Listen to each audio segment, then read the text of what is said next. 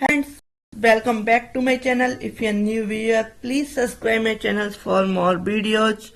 आज हम बात कर रहे हैं जो अपने प्रीवियस वीडियो थी मेरी, उसमें मैंने बात करी थी द भारतीय न्याय संहिता 2023 के सेक्शन 4, 5, 6 एंड 7 की, और अपने उससे अदर प्रीवियस वीडियो में मैं अदर लेक्चर दे सकती हूँ। यानी कि स्टार्टिंग से द भारतीय न्याय संहिता की वीडियो आपको मिल जाएगी सेक्शन 1 से लेके, तो आप मेरे चैनल की प्लेलिस्ट में जाके अदर वीडियो देख सकते हैं। अब हम बात करते हैं आज इस वीडियो में सेक्शन 8 एंड 9 की। सेक्शन 8 एंड 9 की क्यों है? क्योंकि दोनों ही थोड़े लेंथी सेक्शन है, तो इसको क्लियर करेंगे 1 बाय 1। सेक्शन 8 कहता है amount of fine liability in default of payment of fine extra.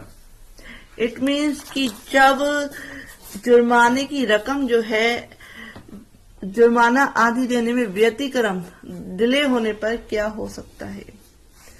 तो जहां वह राशि अभिव्यक्त नहीं की गई है कि कितना जुर्माना हो सकेगा, वहां अपराधी जिस जुर्माने की रकम का दायी है वह असीमित है किंतु अत्यधिक नहीं होगी। It means where no sum is explained, where no sum is expressed to which a fine may extend, the amount of fine of which the offender is liable is unlimited but shall not be excessive। Next बात करते हैं subsection 2। इसका section 8 का subsection 2 कहता है कि किसी अपराध के प्रत्येक मामले में, पहला है कि जो कारावास के साथ जुर्माने से दंडनीय है, जिसमें अपराधी कारावास सहित या रहित जुर्माने से दंडारिष्ट हुआ है। It means in every case of an offence punishable with the imprisonment as well as fine, in which the offender is sentenced to the fine whether with and without imprisonment। यह सेकंड है कि जो कारावास या जुर्माना या केवल जुर्माने से दंडनीय कोई अपराध किया गया है, उस केस में जिसमें अपराधी जुर्माने से दंडादेश हुआ है, punishable with the imprisonment of fine or with fine only, in which the offender is sentenced to a fine। वहां न्यायालय जो ऐसे अपराधी को दंडादेश करेगा सक्षम होगा कि दंडादेश जो दंड दिया गया है द्वारा निर्देश दे कि जुर्माना देने में व्यतिक्रम होने की दशा में अपराधी किसी अमुक अवधि के लिए कारावास भोगेगा। अगर वह जुर्माना नहीं देता तो उस केस में वह क्या है, इतनी अवधि के लिए कारावास भोगेगा। ऐसा जो है जजमेंट जो दिया जाएगा उसमें लिखना होगा, जो दंड दिया जाएगा उसमें लिखना होगा।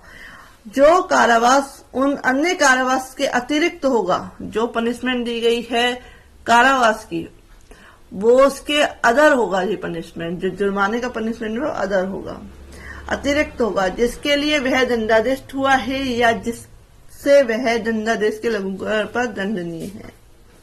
It shall be competent to the court which sentence which offender to direct by the sentence that in default of payment of fine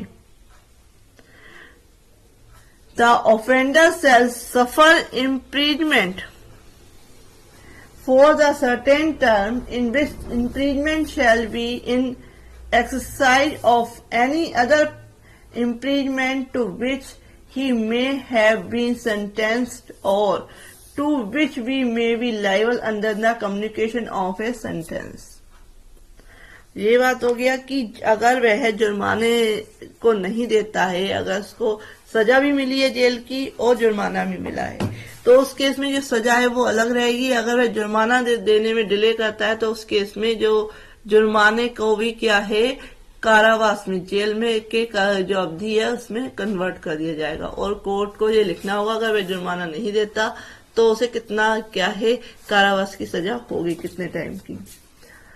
next आते हैं सबसेक्शन 3 सेक्शन 8 का, जो बात करता है यदि अपराध कारावास या जुर्माने दोनों से दंडनीय हो तो वह अवधि जिसके लिए जुर्माना देने में व्यतिक्रम होने की दशा के लिए न्यायालय अपराधी को कारावासित करने का निर्देश दे, कारावास की उस अवधि की 1/4 से अधिक नहीं होगी जो अपराध के लिए अधिकतम नियत है, यानी कि 1/4 से ज्यादा की नहीं होगी।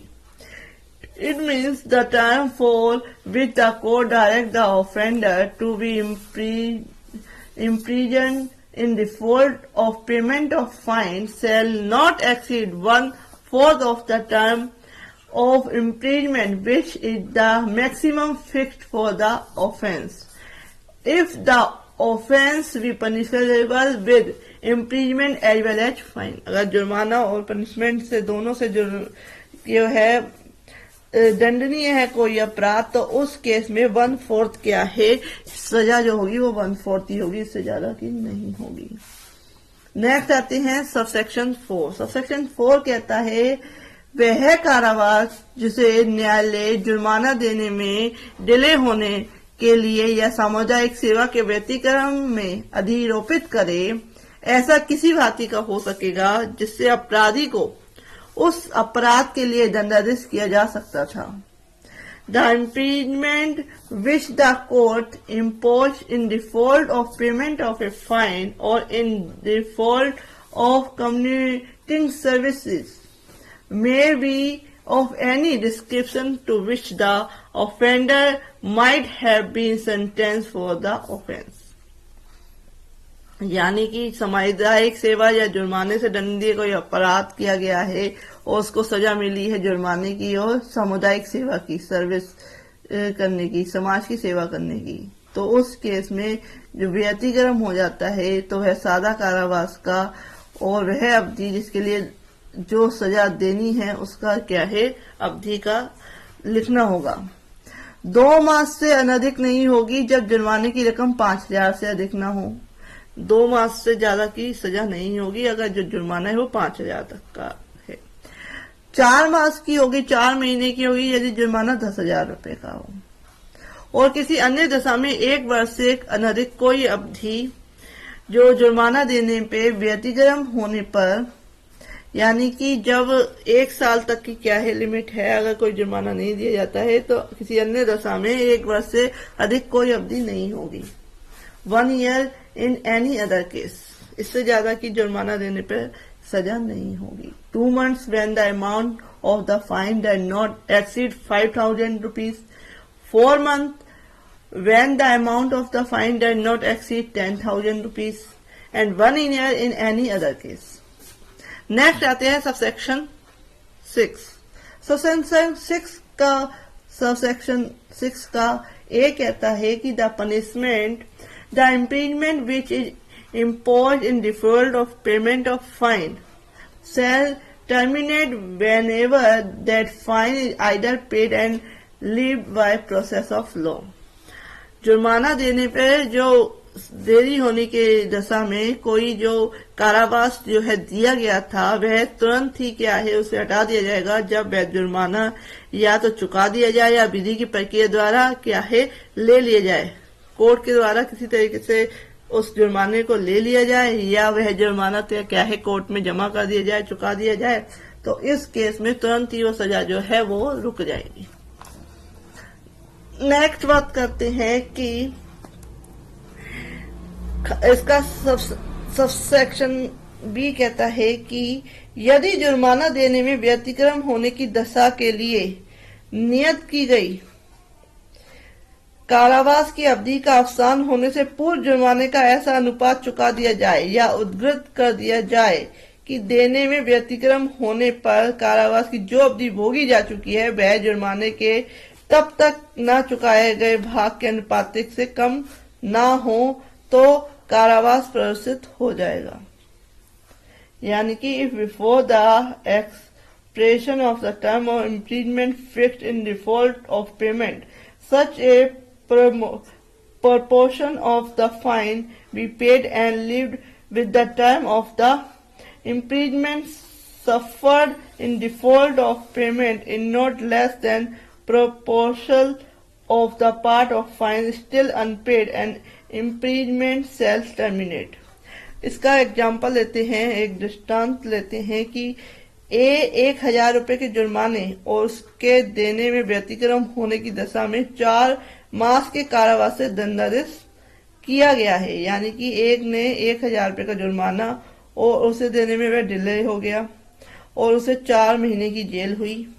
यहाँ यदि कारावास के 1 मास के अवसान से पूर्व जुर्माने के 750 रुपये चुका दिए जाएं या उद्धृत कर दिए जाएं, यानी कोर्ट के द्वारा किसी तरह से ले लिए जाएं, तो प्रथम मास का अवसान होते ही का उन्मुक्त कर दिया जाएगा। यानी कि जो 1000 रुपये का जुर्माना था, 1 महीने की सजा वह क्या है पूरी कर चुका है, 4 महीने की सजा हुई थी, तो यानी कि 1000 का जुर्माना, 4000 रुपये की सजा, यानी कि 250 क्या है रुपीस का क्या है पर मंथ का उसका वो हुआ। तो उस केस में जो 1 महीने की सजा हो गई तो 750 रुपये उसने पे कर दिए, तो उस केस में तुरंत ही उसे 1 महीना पूरा होने के बाद क्या है तुरंत ही छोड़ दिया जाएगा। यदि 750 रुपये प्रथम मास के अवसान पर या किसी भी पश्चातवर्ती समय पर जबकि का कारावास में है चुका दिए या उद्धृत कर लिए जाएं तो का तुरंत उन्मुक्त कर दिया जाएगा, छोड़ दिया जाएगा। यदि कारावास के 2 मास के अवसान के पूर्व जुर्माने के 500 रुपये चुका दिए जाए या उद्धृत कर दिए जाए तो का 2 मास के पूरे होते ही उन्मुक्त कर दिया जाएगा। यदि 500 रुपये उन 2 मासों के अवसान पर किसी भी पश्चातवर्ती समय पर जबकि कारावास में है चुका दिए जाएं, उद्धृत कर लिए जाएं तो का तुरंत उन्मुक्त कर दिया जाएगा। वही आपको समझ में आया कि अगर 4 महीने की सजा हुई तो पर मंथ क्या हुआ, 250 रुपये का जुर्माना इंक्लूड हो गया, 250 का 1000 का हो गया, तो 250 डिवाइडेड बाई 4, अगर 1 मंथ की सजा कर ली और 750 रुपये 1 महीने के बाद के 750 रुपये कोर्ट में जमा करा दिए या कोर्ट ने किसी तरीके से ले लिए तो उसे तुरंत 1 महीना पूरा होते ही छोड़ दिया जाएगा। अगर वह क्या है 2 महीने की सजा उसने पूरी कर ली है, 2 महीने की बाकी रह गई है, उसने 500 रुपये का जुर्माना क्या है भर दिया, तो उसे क्या है 2 महीने की सजा पूरी होते ही छोड़ दिया जाएगा। इस तरीके से कहा गया है कि अगर उसने जो फाइन जिस अकॉर्डिंग लिया गया है, अगर उसने थोड़ी सजा ले ली है उसके बाद भी अगर जुर्माना दे दिया जाता है तो उसे तुरंत छोड़ दिया जाएगा। नेक्स्ट आते हैं सबसेक्शन 7, ये लास्ट सबसेक्शन है सेक्शन 8 का। जुर्माना या उसका कोई भाग जो चुकाया ना गया हो, दंडादेश दिए जाने के पश्चात 6 वर्ष के भीतर किसी भी समय और यदि अपराधी दंडादेश के अधीन 6 वर्ष से अधिक के कारावास से दंडनीय हो तो उस कालावधि के अवसान से पूर्व किसी भी समय क्या है उद्धृत किया जा सकेगा और अपराधी की मृत्यु किसी भी संपत्ति को जो उसकी मृत्यु के पश्चात उसके ऋणों के लिए वैध रूप से दायी हो उस दायित्व से उन्मुक्त नहीं करती। It means the fine and any part thereof which the remain unpaid may be lived at any time within 6 years after the passing of the sentence, and if under the sentence the offender be liable to imprisonment for the longer period than 6 years, then at any time previous to the expiration of the period, the death of the offender does not discharge from the liability any property which would after his death be legally liable for his debts. Next बात करते हैं section 9। Section 9 कहता है कि limit of punishment और offence made up of सर्वल offences, कई अपराधों से मिलकर बने अपराध के लिए दंड की अवधि। यहाँ कोई बात जो अपराध है ऐसे भागों में जिनमें का कोई भाग स्वयं अपराध है मिलकर बनी है, वहां अपराधी अपने ऐसे अपराधों में से एक से अधिक से दंडित नहीं किया जाएगा जब तक कि ऐसा अभिव्यक्त रूप से उपबंधित ना हो। यानी कि उसने बहुत सारे अपराध किए हैं और उन अपराधों से मिलकर क्या है एक पनिशमेंट जो है बनी है, तो उस केस में जहां कोई बात इस जो अपराध है ऐसे भागों में जिसमें का कोई भाग स्वयं अपराध है मिलकर बनी है, वहां अपराधी अपने ऐसे अपराधों में से एक से अधिक के दंड से दंडित नहीं किया जाएगा जब तक कि ऐसा अव्यक्त रूप से उपबंधित ना हो।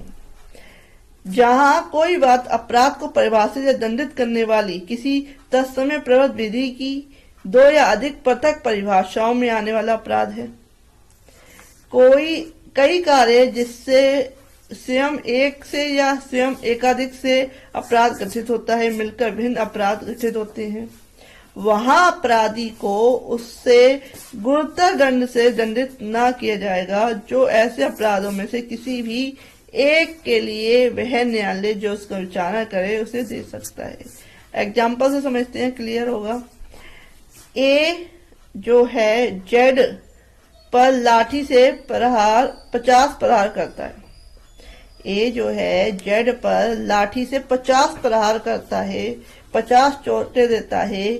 यहाँ हो सकता है कि ए ने संपूर्ण मारपीट द्वारा उन प्रहारों में से प्रत्येक प्रहार द्वारा जिनसे वह संपूर्ण मारपीट जो है गठित हुई है जेड की स्वेच्छा उपपत्ति कारित करने का अपराध किया हो। यदि ए प्रत्येक प्रहार के लिए दंडनीय होता, वह प्रत्येक प्रहार के लिए 1 वर्ष के हिसाब से 50 वर्ष के लिए कारावासित किया जा सकता था, किंतु वह संपूर्ण मारपीट के लिए केवल एक ही दंड से दंडनीय है। समझ आया? A gives Z 50 strokes with a stick. Here A may have committed the offense of violently causing hurt to Z by the whole beating, and also by each of the blows which make up the whole beating. If A were liable to punishment for every blow, he might be imprisoned for 50 years. One of each blow, but he liable only of the one punishment for the whole beating. Next बात करते हैं, एक और example लेते हैं। किंतु यदि उस समय जब ए जो है जेड को पीट रहा है, माँ जो कहते हैं वाई जो है हस्तक्षेप करता है और ए जो वाई पर जानबूझकर प्रहार करता है, वह उसे बचाव में रोकता है और वह जो वाई आया है बीच में उस पर भी प्रहार करता है, और यहाँ वाई पर किया गया प्रहार उस कार्य का भाग नहीं है जिसके द्वारा का जो ए है वो जेड को स्वेच्छा प्रेरित उपपत्ति कारित करता है। इसलिए ए जेड को स्वेच्छा कारित की गई उपपत्ति हर्ट के लिए एक दंड से और वाई पर किए गए प्रहार के लिए दूसरे दंड से दंडनीय है। एक तो है एक ही व्यक्ति को पीटा, उससे चाहे 50 या 100 उसे डंडे लाठी मारी, लेकिन उस वह क्या इंक्लूड हुआ एक ही दंड के लिए। लेकिन अगर वह कोई दूसरा बचाव करने आता है उसको भी मारता है तो वो अलग दंड के लिए पनिशमेंट होगा, ये बताया गया इस एग्जाम्पल में। नेक्स्ट हम अगली वीडियो में हम बात करेंगे सेक्शन 10 से स्टार्ट करेंगे और समझेंगे 1 by 1 सारे सेक्शन क्लियर करेंगे। If you like my video, आप मेरे चैनल की प्लेलिस्ट में जाके मेरे अदर वीडियो देख सकते हैं। Thank you for watching this video.